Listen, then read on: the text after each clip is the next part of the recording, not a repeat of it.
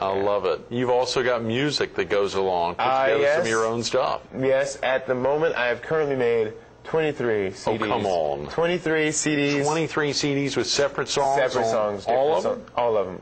I actually had a parent 2 weeks ago give me a CD with 80s music on it. Right. Fresh new songs that I've never recorded, and she goes, Sure. "Well, here, I made you this CD." And I go, "Really?" And played it the entire game, loved it.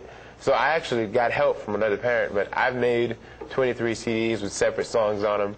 And I started doing that because I found that my announcing can be a little bland. Not everybody, come on now. not everybody enjoys. It's in the Sly, yeah. Yeah, enjoys Sly McCoy saying, "Oh, and now about is Matt or Matthew or Michaelis." No, right. Not everybody, just enjoys that. So I put a little music on. Actually, this was also back with Stephanie, and we had some problems because I would put the microphone up to the boombox whenever it would play, so that we could amplify the sound. Sure. And of course that causes some problem for the children because of loud music and everything. Oh, yeah. But this is before we also got our new system from the city. The sound system. The new sound system from the city. So it was also, we had some bad speakers and they would mess up and blare loud music at random times. So we had to think of ways to do that, but I finally we figured out how to just turn the volume all the way, keep the microphone away from it, and that's what we've been doing. But now we have the new sound system, we have 2 different mics. Mm-hmm. And one mic goes, I can put one mic next to the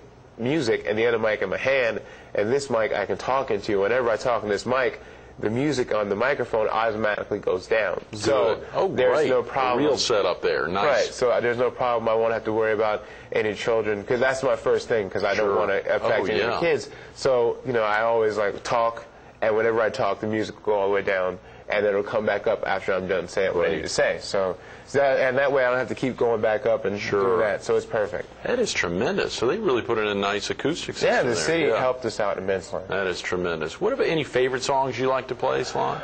Let's see. For Gene, there's a player, Jeannie, and I've been trying every once. I never burned the CD, a song, but she likes to hear Shania Twain's "Man, I Feel Like a Woman" whenever she goes up to bat.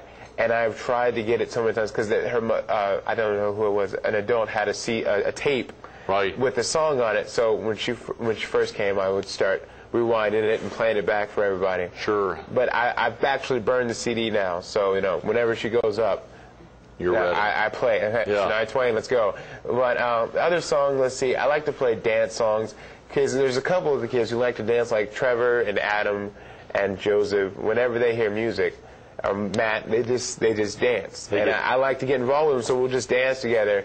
And so music like the cha-cha slide or electric slide, and music that we can all get into. Or of course, I play baseball music like Gary Glitter's Rock and Roll Part 1 and 2, or Queen's "We Are the Champion." Or I'll play something that get everybody involved. Kids are juiced, and the parents. Just get them all pumped. Everyone's juiced. Yeah. So everybody gets excited, and we all play music. And of course, I play I try my best to. My favorite type of music is old music, 80s, early 90s. But I try to get new music in there too, like the Black Eyed Peas and Fergie, because I've actually had kids come up, could you play this song? And I'm like, oh, I don't have it. So then I've got to go home like, oh, dang it, I'm such a loser because I don't have this song. I love it. So it's kind of like when 8-, 9-year-old kids are more hip than me, it kind of makes me feel bad. So I try to keep up with the times and make sure that, hey, I got a song now, here you go. I love it. So, I love it. Yeah. Sly, we got about 5 minutes, and there's still, when you think about it, you're still playing it while you're at Coastal? Yes. Staying active with the Miracle League? I'm still going to come back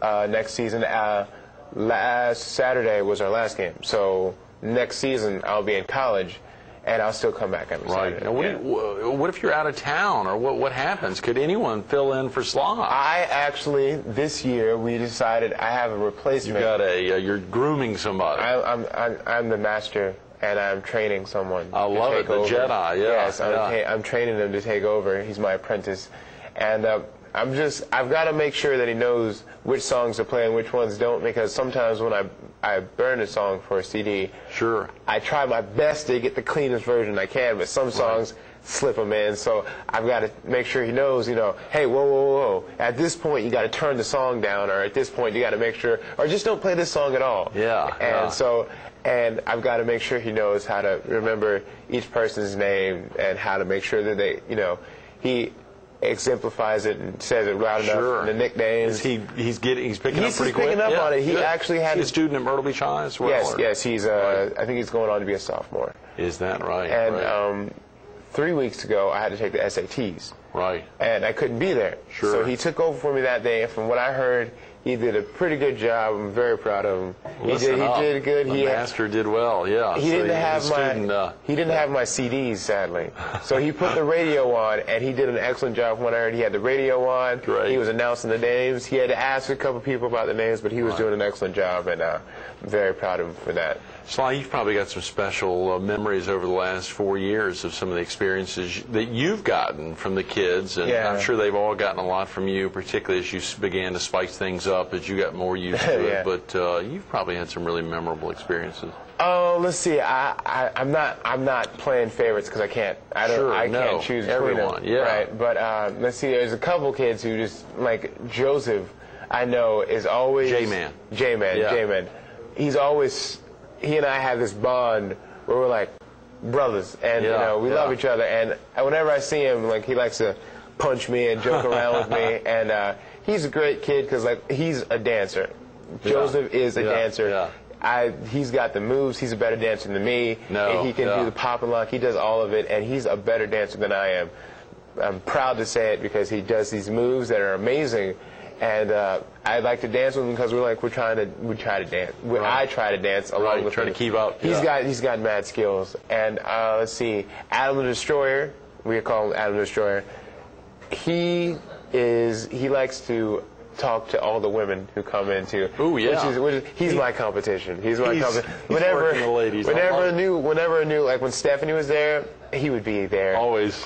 And I try to talk to Stephanie, and he'd come over, put his arm around her, look at me, and he knows he's good. He knows he's smooth. Oh, yeah. He does the same thing to Tori, and whenever there's a new girl that comes in, he's always there. And I'm like, ooh, curse you. But he's good. And I remember that with Adam because we would talk about it, and Adam like, oh, you get all the ladies. And oh, stop it. Adam's very modest. So. But he's a very proud character also.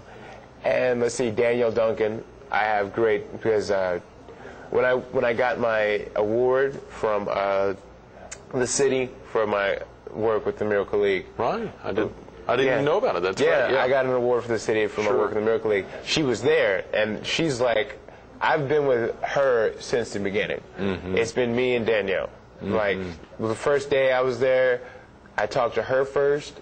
I was like her buddy, and I've known her since. Because she's Mrs. Duncan's daughter. Right. So I've been with her since the beginning. I've helped her. Yeah. And, we have this bond where, whenever I scream her name, she always screams back at me. And we have a go and touch. She's great. So I love every single one of the kids. Probably some of the parents that you've been real active with as well. That are really. A lot of the parents are coaches. Sure. So, I have a great bond with a lot of the parents because, I play with them. I remember one season, one of the coaches was pitching, and I would mock them and say this pitcher stinks, because whenever we throw it, we don't like to say oh, the kid, whenever they strike out or something, pitcher sucks, get a new pitcher. So one time they threw the ball at the fence, so that was uncalled for, and the next thing I know, I'm going around and they said, would you like to pitch? So I pitched one time. It's not as easy as it looks. So pitching's not as easy. And they were announcing, and they were mocking me. So oh, pitcher goes to the left, and they like to mock me. I love it. I love it. The parents having fun with Sly. Yeah. Have your folks ever gotten out there, Sly? Yes, my mother and my father come out. My father's come out twice. My mother comes out a lot. She likes to watch.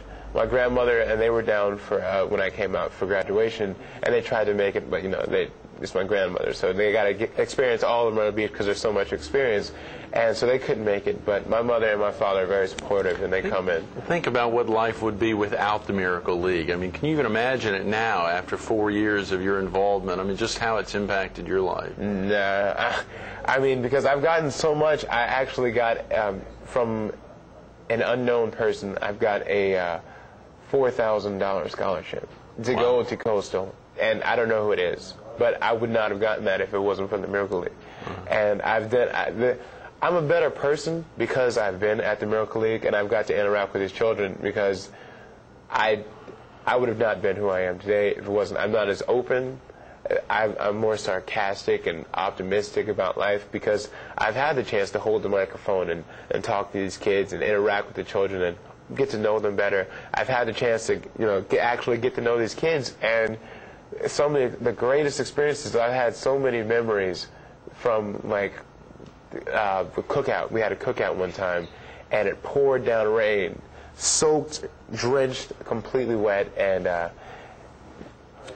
I loved it. I loved every minute of it, so you can't change anything. I love it. Great words, Sly. Thanks so much for being with us this morning. Sorry we've run out of time. Stay tuned to more Carolina People with the voice of the Miracle League, Sly McCoy, coming up next. You heard Sly's keywords. Every single one of the players he could have as a sister or brother. That he's gotten a lot more out of the Miracle League than any of the kids there could have gotten out of him. It's an incredible opportunity. You can have that same experience with the Miracle League. You, either as a brother, a sister, as a parent, or a grandparent, you could have that relationship with these kids. But you've got to pick up the phone or get involved. 843-448-7712 or gsml.org. Get involved. Come out on the Saturdays. They had their last game of the spring season this past Saturday, but you can get involved. The fall season's coming up, and if you've got a family member who could be out there as a player, pick up the phone, 843-448-7712.